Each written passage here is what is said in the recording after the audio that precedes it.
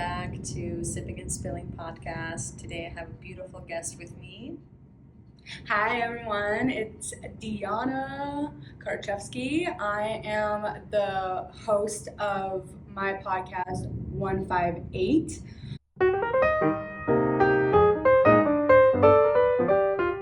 Or 158, that's how I say it usually. But we are back with our collab. It's been a while. It's been a long time. A long time coming. A long time coming, but I am really excited to be back, and we have a pretty fun, interesting topic that we want to talk with you guys. We have today. a full agenda, you guys. Full agenda. So we're prepared with notes, and we had just a really good conversation before that, and I just thought, the world needs to know. Yeah. Let's explore that topic. Absolutely. And what is the topic that we're going to talk about today?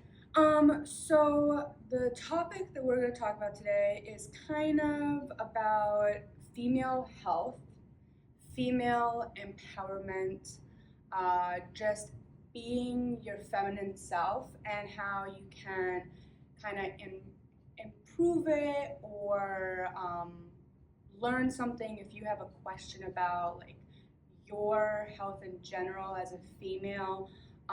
Maybe the stuff that we're going to be talking about is going to help you achieve or answer some of your questions.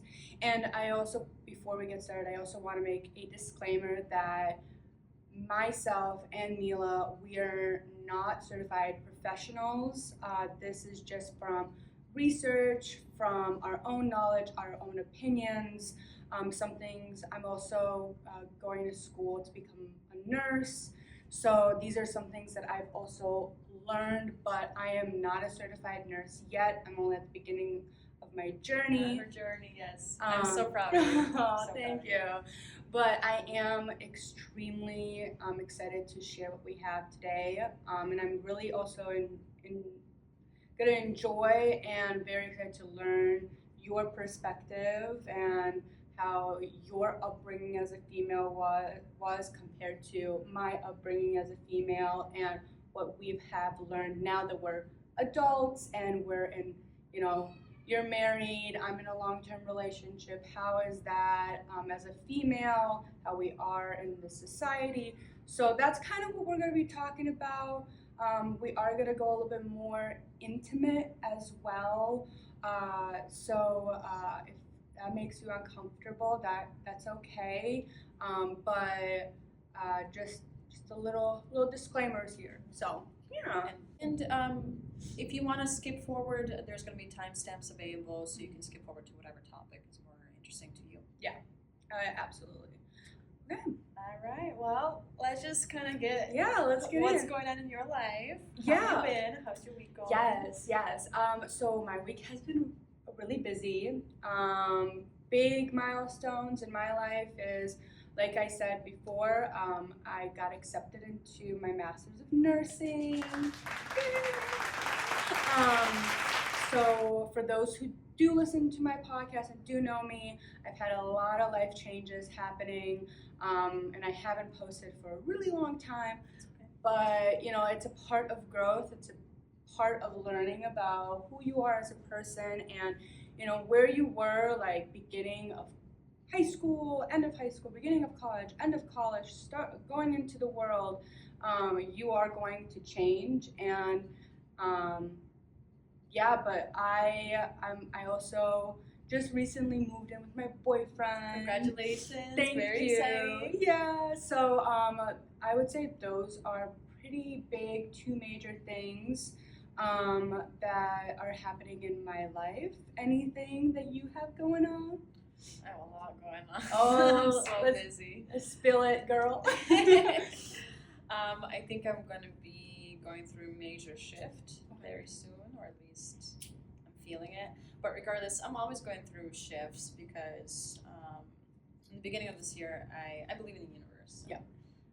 It's just how I prefer to navigate my life here on Earth.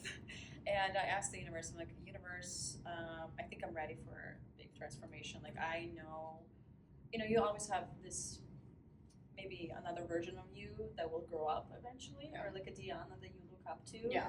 who has a nursing degree already, who's probably married, who maybe is pregnant with her first one, who's expecting. Like I don't know, but you have certain goals of how you envision yourself in the future. Yeah. And so I have that too. I have a certain Mila, a certain version of Mila, and I just asked the universe, can you bring me closer to that version? Yeah. And that version is closest to her purpose. And so I think there's lots of transformations happening, so I can be closer to my purpose. Yeah. That's amazing. Thank you. So amazing. I'm very excited. Yeah. Also, you are bringing me closer to my purpose. You're single-handedly reviving this podcast on your own. It is all because she asked, and it's amazing. And I'm really thankful that someone who cares and who wants to be involved and who wants to explore these really important topics and share them with the world. Thank you. Absolutely. And I gotta say, like, you inspire me and you bring this out of me. Like, how would I do that? I don't know. I don't know if it's like during our lash sessions They're or magical. something. It's just like the ambiance, the feeling, like the safe space that you bring. Because a lot of the topics that you and I talk about, they are not easy to talk They're about. delicate. They're very sure. delicate, and are delicate topics, and you bring such a safe space that we can talk about these things. And you are also very like, I want to learn this. I need to learn this. Like, and that's kind of what I feel like my purpose is I'm not here to tell you what to do with your life. I'm here to tell you, To inform us. yeah, to inform. Like, I feel like I know that I do believe in the universe, but I'm also a child of God.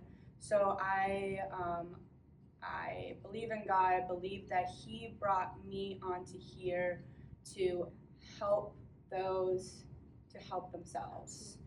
And yeah, and I think that's another thing that really gravitated me towards nursing, is because I want to be there. Even if you're a stranger and I don't know your backstory, I want to know your backstory. I want to know your story, because your story has meaning to it. You're a child of God, and you're a child of the universe, of the spirit, whatever you believe in.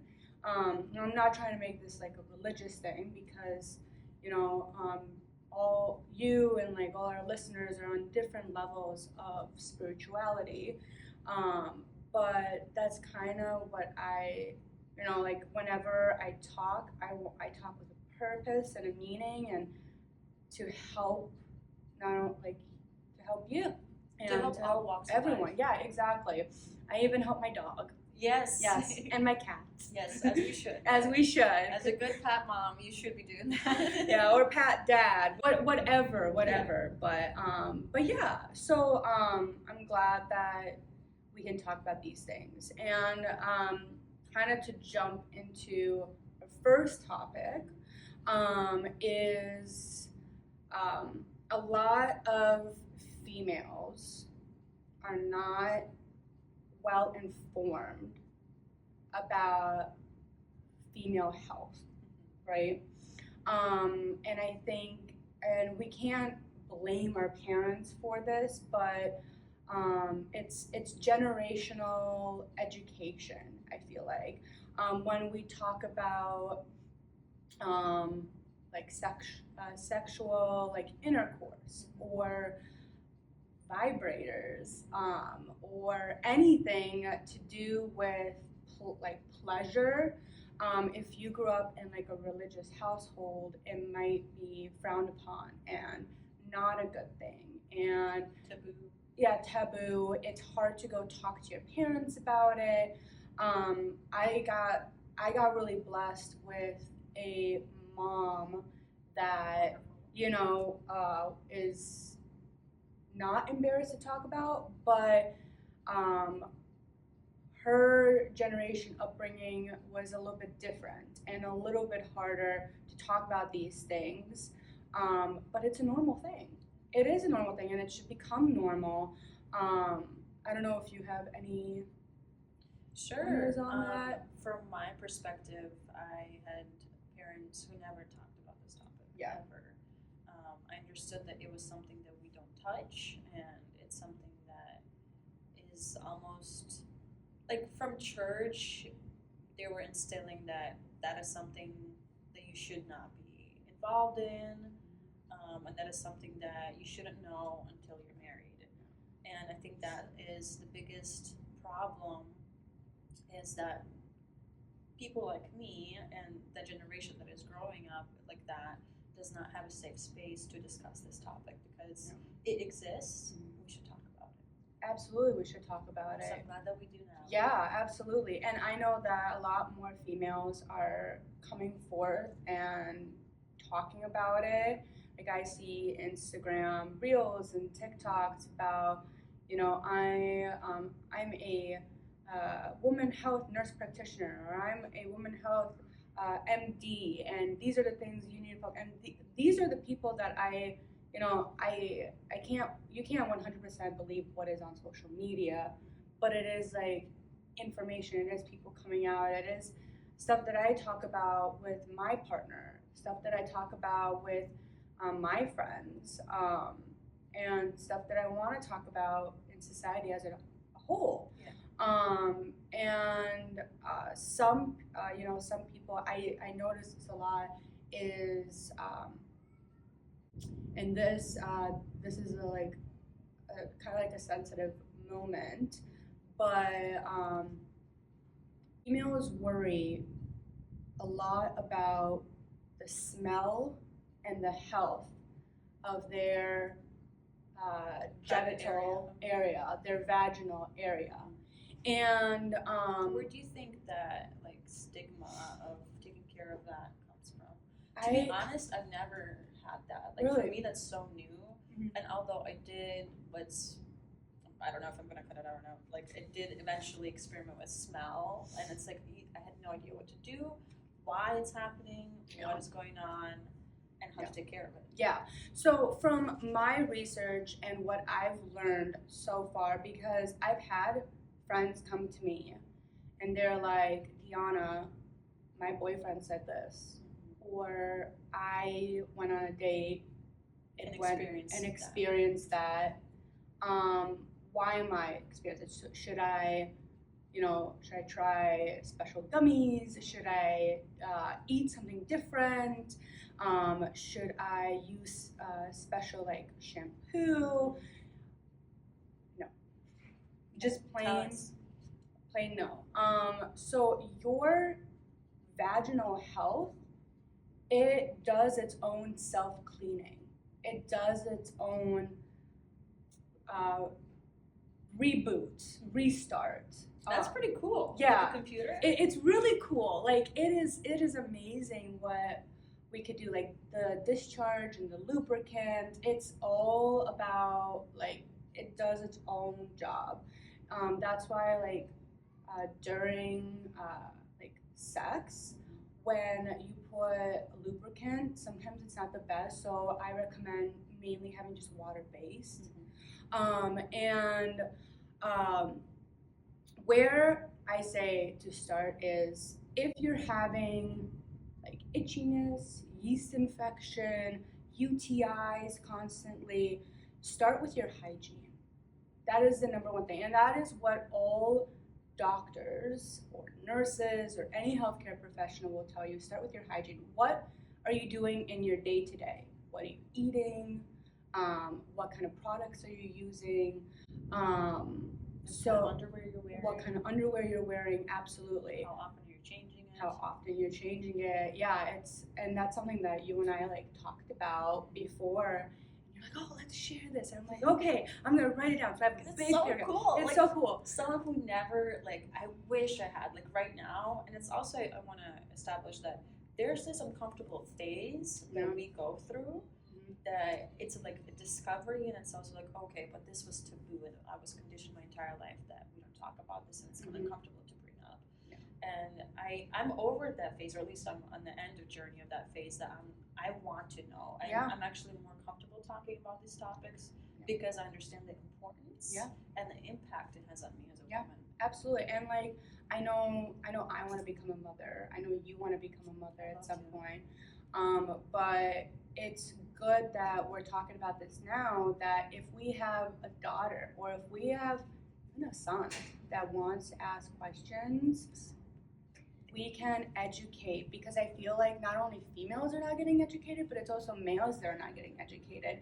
And because there's this social view of like you have to be insecure about this or be insecure about your menstrual cycle, which it's not, it's a normal thing.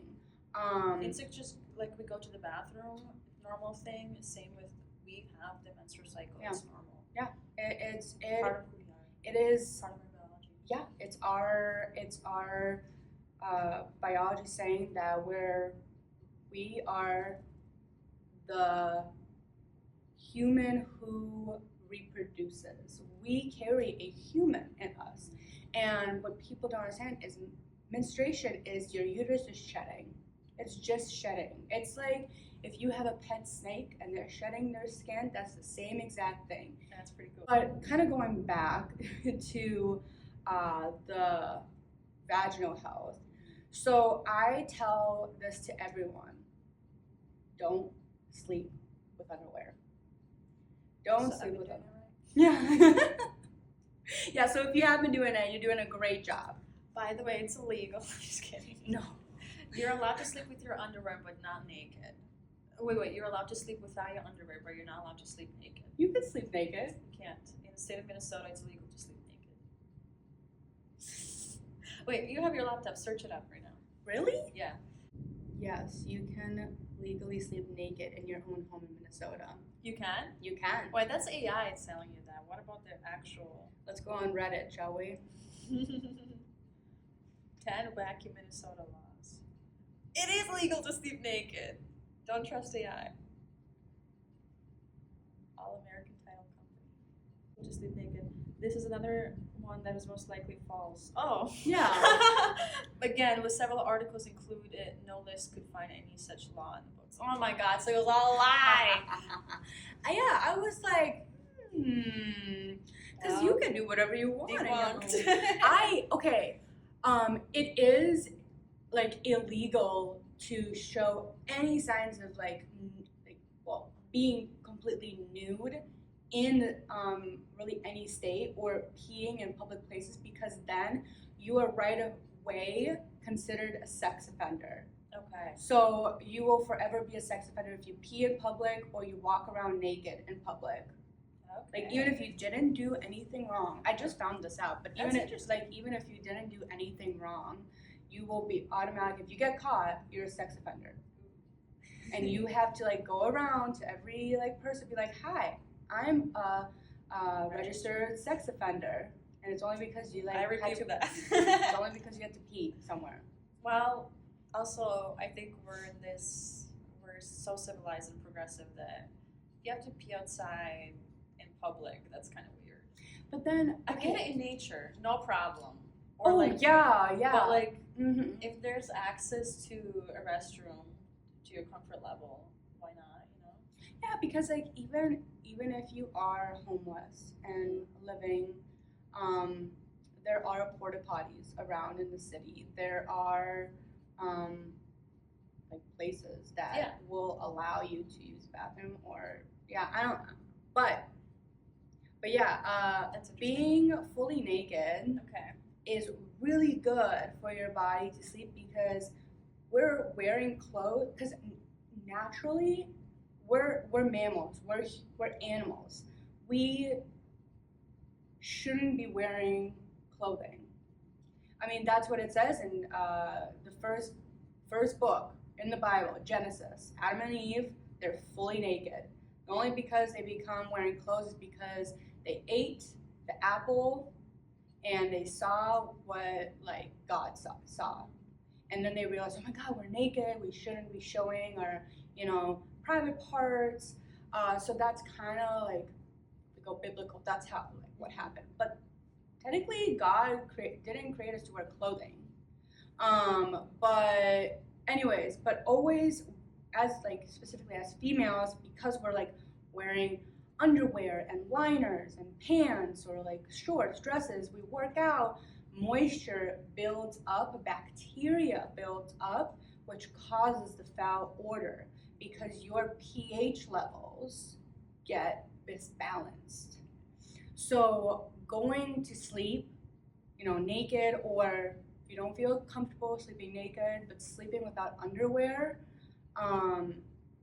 it kind of resets and rebalances the pH and the bacteria. It like, because your vagina cleans itself.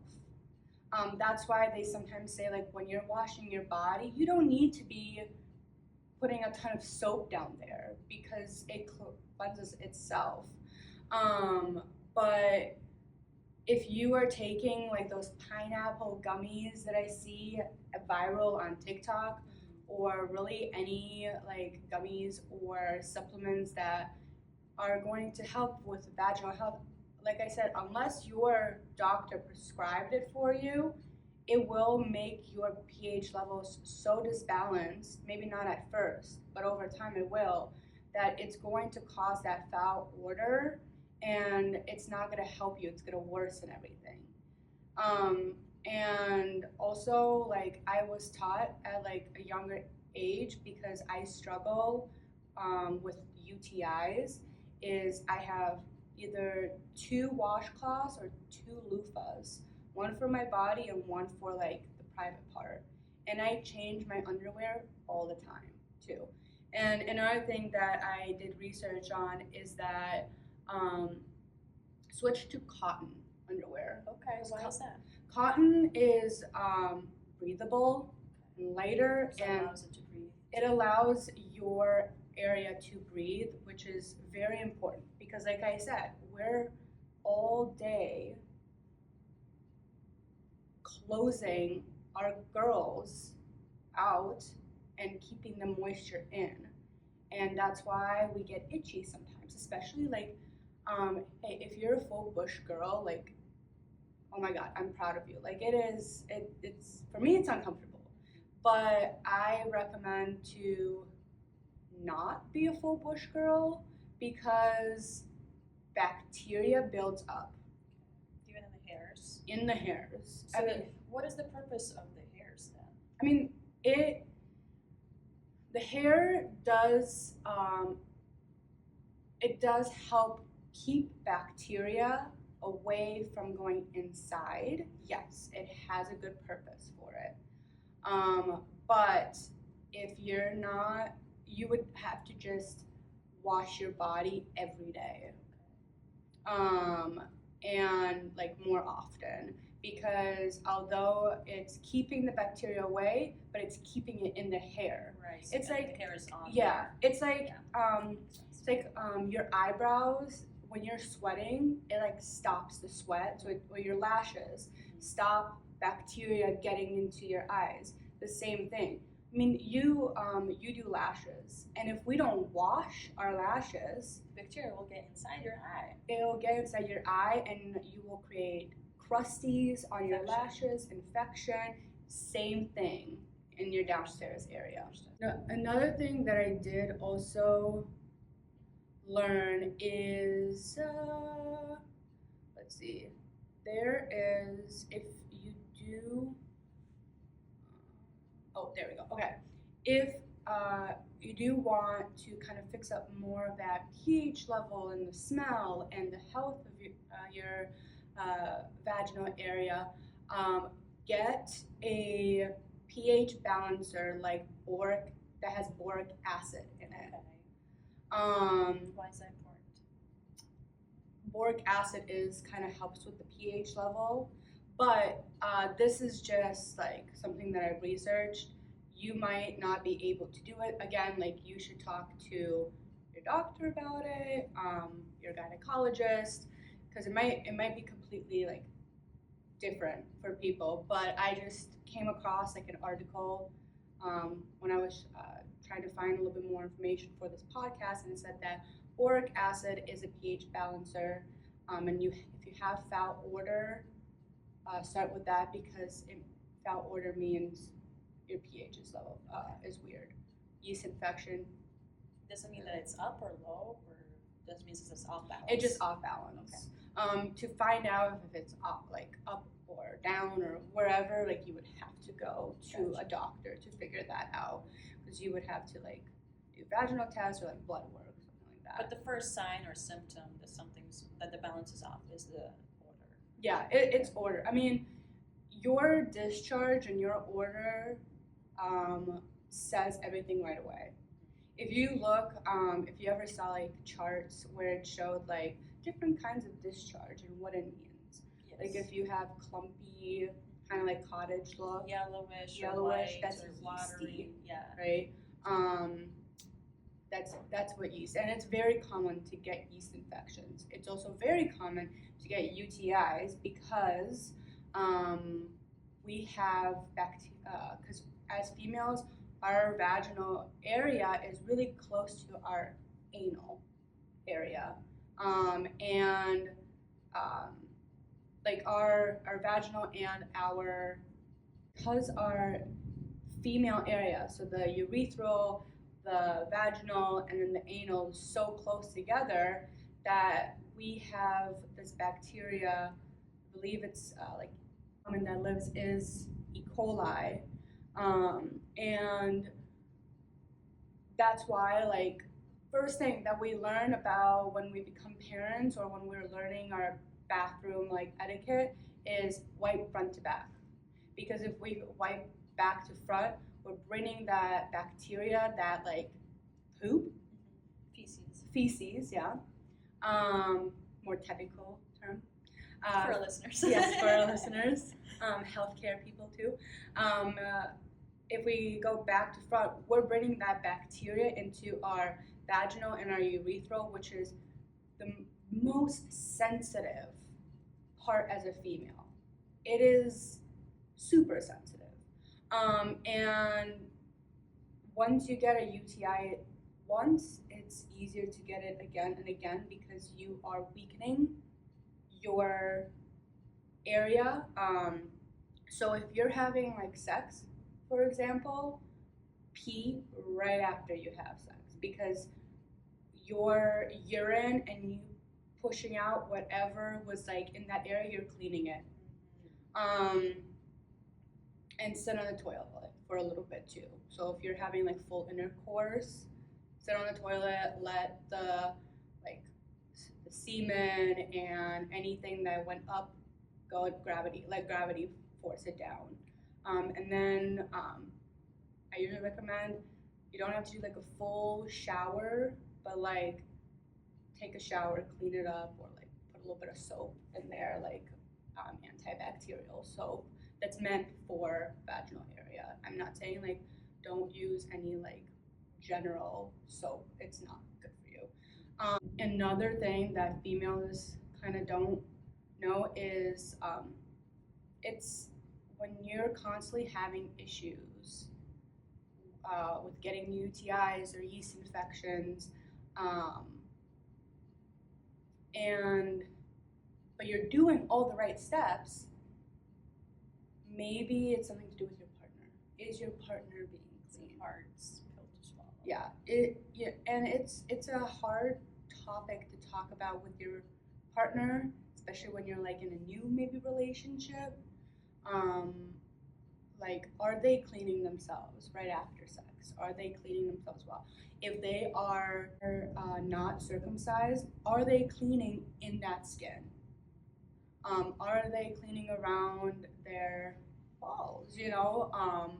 Also, men grow hair there too. Are they cleaning their bushes? Clean your bushes, people. Yeah, because the wilderness can be explored, but make sure it's a clean wilderness. Make sure you can get out of there. Yeah, literally. Oh man, I love that. But yeah, so has to do with your partner sometimes as well. Your floras is maybe unbalanced. you know, and you don't want to be always constantly taking antibiotics, because although antibiotics, they help, they also are not, it's not good to always take it. It's like any medication, anything, it's within moderation. So like those are like one of the bigger things, and then another that I like discussed with someone is I'm not a mother. I will be someday, hopefully, but sex talk with your kids is like we said at the beginning, with our parents and our parents' parents, it is a sensitive topic. But my question to you is, when you become a mom, how would you approach it? I would be talking about this topic. Actually, I'm so glad that you brought it up. I used to be a Sunday school teacher in the church that I used to go to. And beyond that, I love to volunteer in summer camps and be like a chaperone. And eventually, I became that, not just a helper at the camp, but I have the whole group. I'm in charge. Yeah. I think they give me that freedom way too soon. I started that from 15, like 15-year-old taking care of 8 kids. I did have a helper, but still, I think it was a lot of responsibility on a teenager. Anyways, my last year of being there, I had a completely new group, because when I started, they all start them from like 5-year-olds. They did try 4-year-olds one year. It was they were too little. Yeah. They're in a different wavelength. So we start with 5-year-olds, and they grow up. So one year I had them all 8-year-olds, and that's the camp was from 5 to 8, and then it's another adult group. Camp. Yeah. So I thought I'm having my kids, and I knew that some of them are already 9. They go into different ones. Yeah. So I'm like, oh, but some still remained, and it was a completely new group. And a lot of the kids were from different churches too, which is unusual, but I was really glad that I kind of got a very diverse group that year. And one of the girls, like almost all of them I didn't know, so they were really new to me. And one of them, she was really interesting. She was super, super organized. She had every item that she brought with her, and she brought a huge bag, like the size of my cart over there. Really? Literally. Oh my goodness. Little girl brought like military backpack size to summer camp. She had each item that she brought with her labeled in her notebook. So when she was packing, she was crossing off that she has that item. I was like, what a cute I need to learn from this little girl. I was like, that's so cute. And she loved it. And you could just say that she's a little bit more like put together. Not that we're not allowed to be, or you have to be, but just like that's her approach, and that's how she is. And she was very like social and talking more to other girls. And I'm just listening one time, and she's in front of the mirror, like kind of like twirling whatever, and the other girls are watching her. And I did miss out what they were talking about, but I just overheard like these words. They were like, oh, and I just turned my head, and she's like, yeah, my mom told me if someone touches me here, or over here, that I'm supposed to tell her right away. And I was like, oh my God, that is so smart. Like, gather around, we're gonna have this topic right now. And like, I don't know how it got brought up in their conversation, but I was just so happy to know that this little girl is informed on her level. Yeah. That's exactly how much she needed to know. That if someone is touching your private area, and she just pointed her chest and her private area, you're supposed to tell a trusted adult such as your mother. I did write a note to the mom. I was like, thank you for instilling such an important value in your little girl. And I'm like, you also served me as a reminder and inspiration to bring this topic to other kids. And that night, I did set them in a circle, and just gently, I was like, brought it up. It's like, if someone is making you feel uncomfortable or is touching you, and I just said over here and over here. I did not name it. I just pointed at the body parts. It's like, you're supposed to tell me if it's happening here. Tell your mom if it's happening at home or elsewhere. But I just wanted them to be prepared if that does happen, even if not on purpose to cause harm, Mhm. but they need to know that that's a boundary. Right. And so we will have these topics. Like I'll introduce them because I know what kind of world we live in.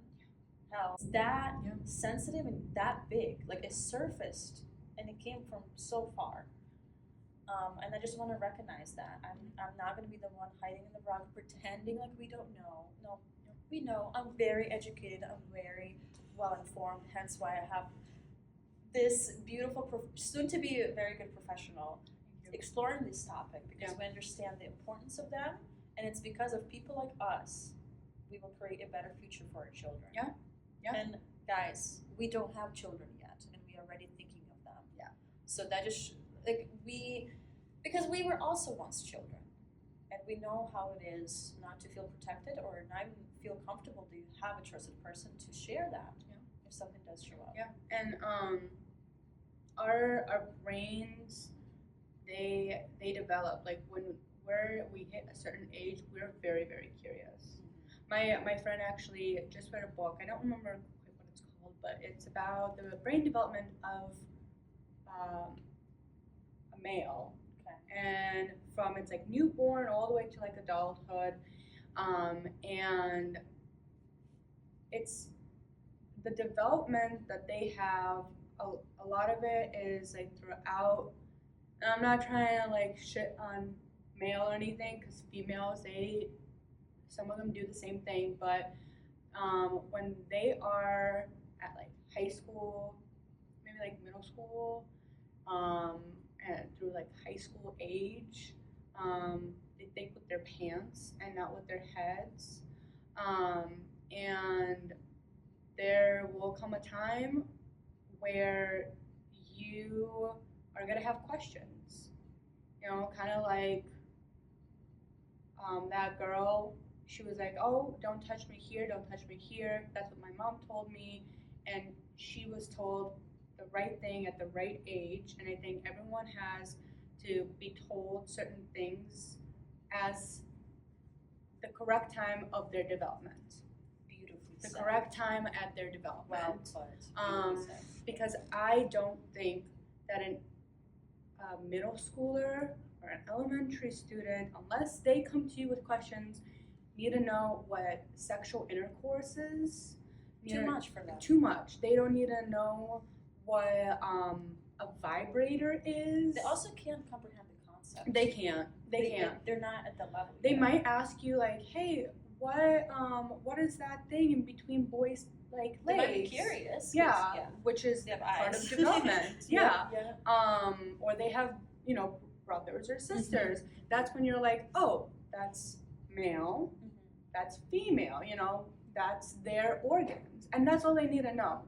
They don't need to know about everything all at once. Explain to them on their level. Yeah. However, if I have a daughter, right, and I've talked to someone about this question. That's why I wanted to know your perspective. But for me, if I have a daughter and she comes to me, she's in high school, she's of the age where she's going to have questions about intercourse, because kids will find things out on their own, especially with the social media that we have right now. Like age of AI, ChatGPT. Yep, ChatGPT.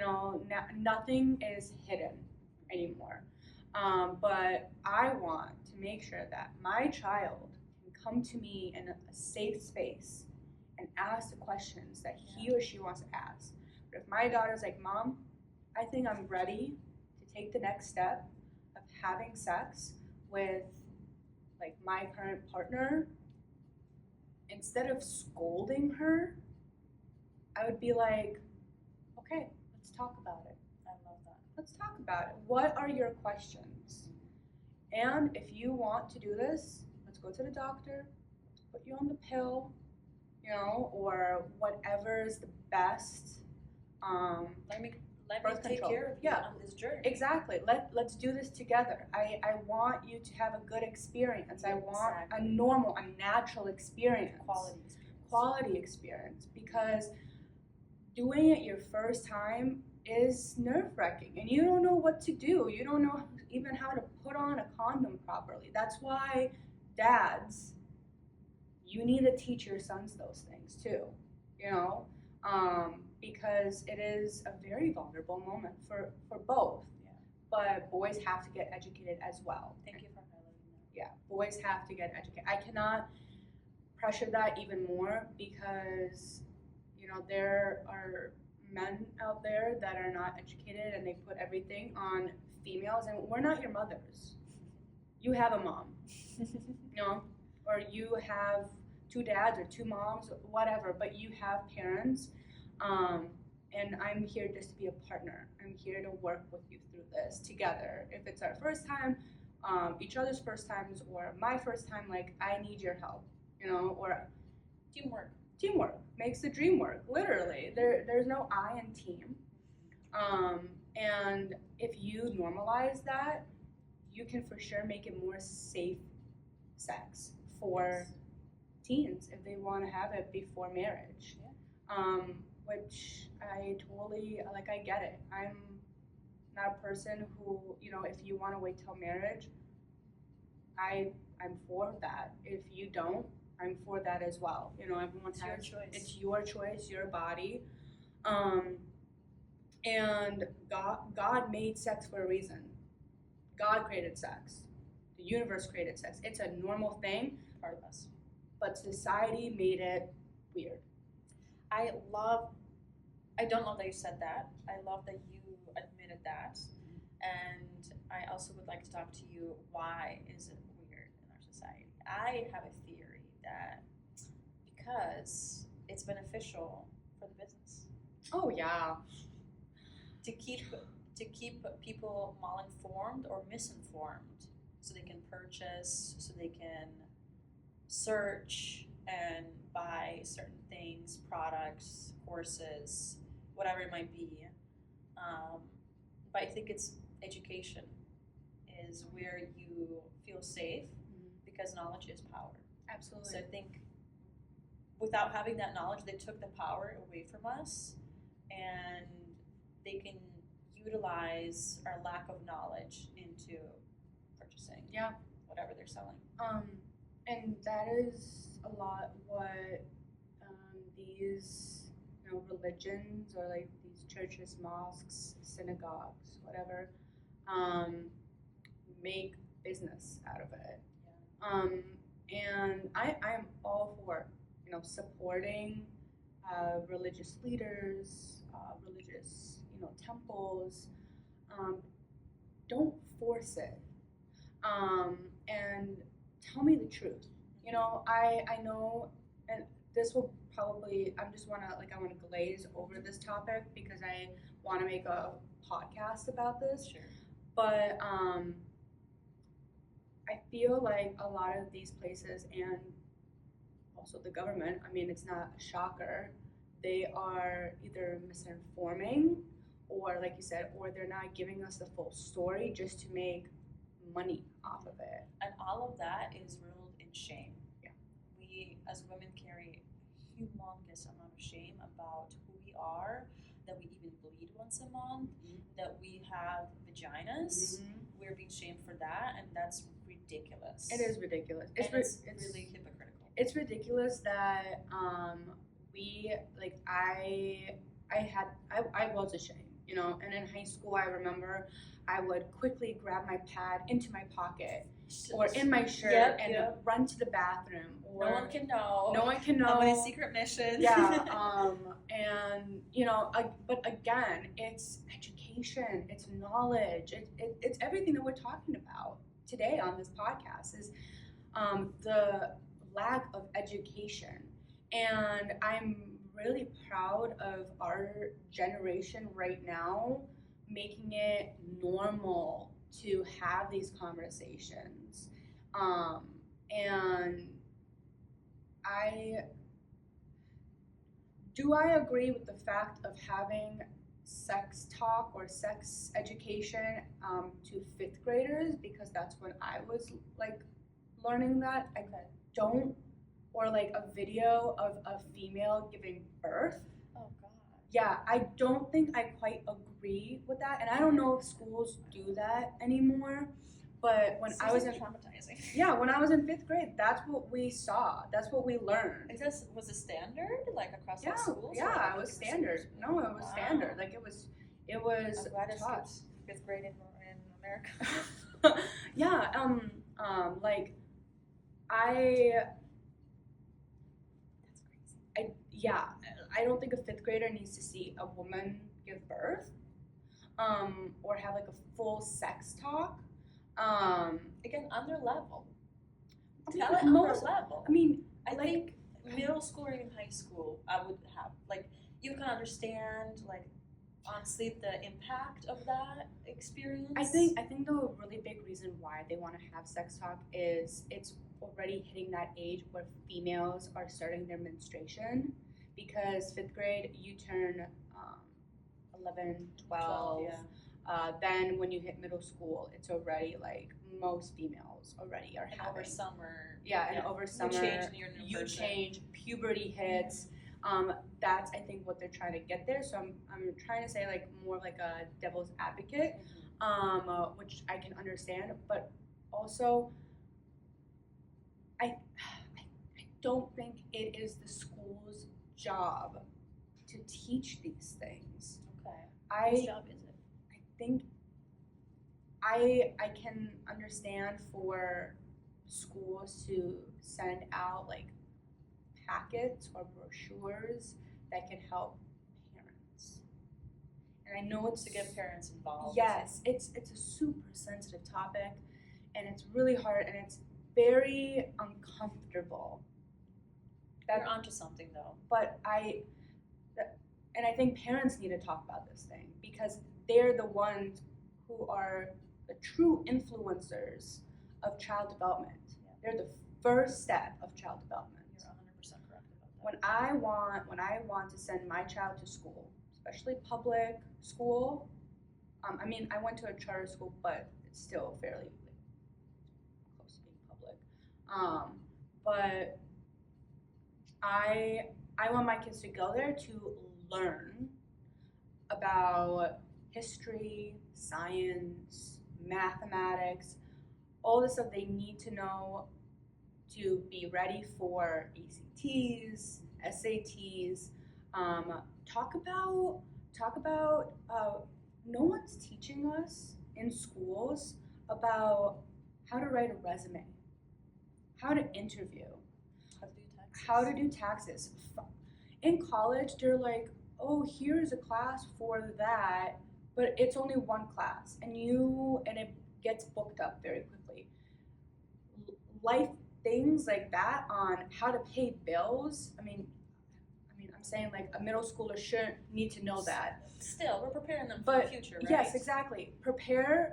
Education should be preparing the next generation on how to be responsible adults, not how to properly give birth or have sex.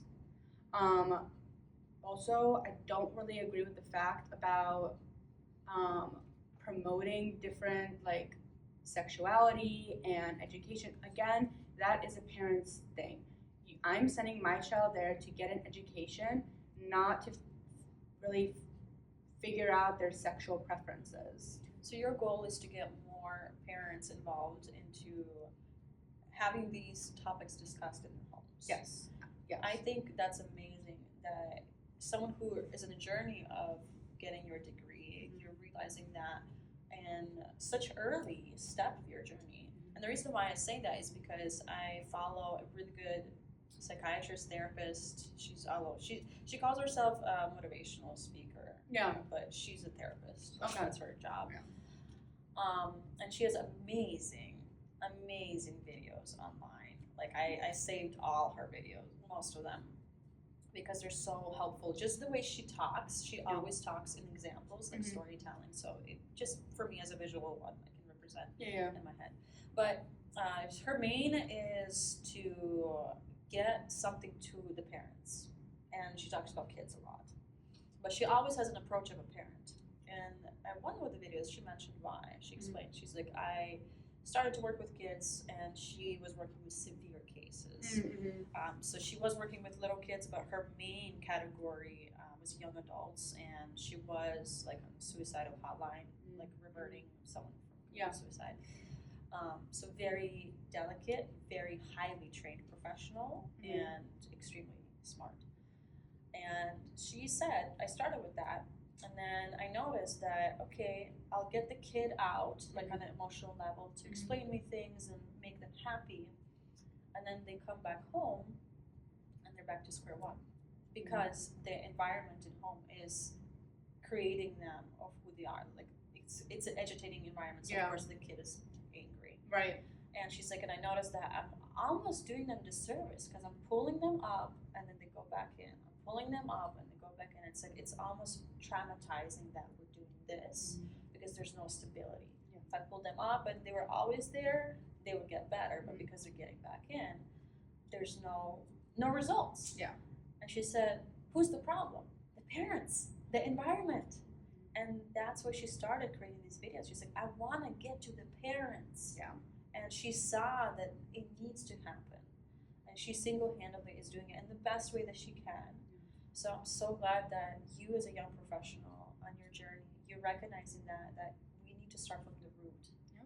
And the parents are the root of the child. They are. I mean, but it is also like hard because although our generation wants to make things better, there are part of the generation that can't get these resources. It's too expensive. Or unavailable. But I mean, now there's these free podcasts, that they can do, but it's all about like, well, do they want to change? Do they want to fix their broken roots? And that is something that I want to kind of end the podcast on. And we can for sure talk more about this stuff in the next one. But I want parents and I want future parents,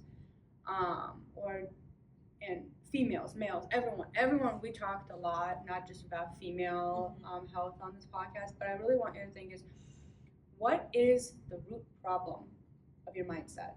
What is the root problem of what's going on in your household, or why your children coming back angry, or having so many questions, or they're getting hurt? Once you find the root problem and you start changing your lifestyle just a little bit, and that's either going to bed at a different time and waking up a little bit earlier, or going on a little walk outside, drinking tea instead of coffee in the morning, like something small. Start there. Find the root cause, and the rest will kind of fall into place. We wish you luck on your journey. And if you need free resources, you can utilize this podcast, and you can reach out to a young professional to be over here.